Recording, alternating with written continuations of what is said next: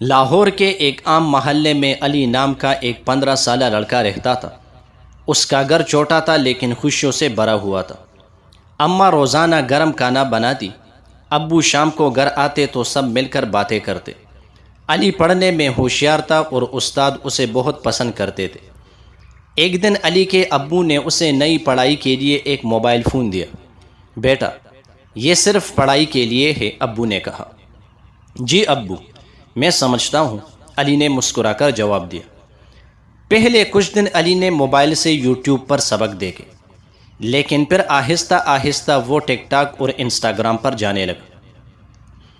ہفتہ بھر بھی نہ گزرا کہ علی ہر وقت موبائل میں ڈوبا رہنے لگا۔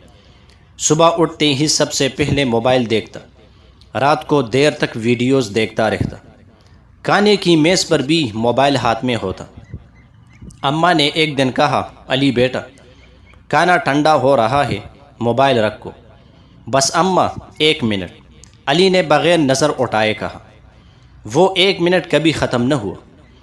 دوستوں کی فضول ویڈیوز دیکھنا، جھوٹی خبریں شیئر کرنا اور رات کو جاگ کر بے فائدہ ریلز دیکھنا علی کا معمول بن گیا۔ اس کی آنکھیں سرخ رہنے لگی اور چہرے پر تھکاوٹ نظر آنے لگی۔ علی کے استاد شاہد صاحب نے نوٹ کیا کہ علی کلاس میں سوتا رہتا ہے، ہوم ورک ادھورا آتا ہے۔ جو لڑکا پہلے سوالوں کے جواب سب سے پہلے دیتا تھا، اب خاموش بیٹھا رہتا تھا۔ ایک دن شاہد صاحب نے کلاس کے بعد علی کو روکا۔ علی، کیا بات ہے، تم بدل گئے ہو؟ انہوں نے نرمی سے پوچھا۔ علی نے سر جھکا لیا۔ کیا رات کو دیر تک موبائل چلاتے ہو؟ استاد نے پوچھا۔ علی کے چہرے پر شرمندگی آ گئی۔ جی سر، بس تھوڑا سا۔ شاہد صاحب مسکرائے۔ پچھلے مہینے تم کلاس میں اول تھے، آج تمہارے نمبر آدھے رہ گئے ہیں، یہ تھوڑا سا بہت مہنگا پڑ رہا ہے بیٹا۔ سوشل میڈیا کی لت نے علی کو اور بھی خراب راہ پر ڈال دیا۔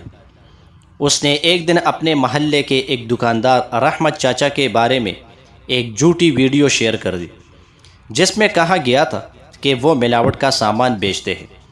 علی نے سوچے سمجھے بغیر وہ ویڈیو آگے بھیج دی۔ دیکھتے ہی دیکھتے پورے محلے میں بات پھیل گئی۔ لوگوں نے رحمت چاچا کی دکان پر آنا بند کر دیا۔ چاچا کا کاروبار تباہ ہونے لگا۔ 2 دن بعد معلوم ہوا کہ وہ ویڈیو بالکل جھوٹی تھی، کسی دشمن نے بنائی تھی۔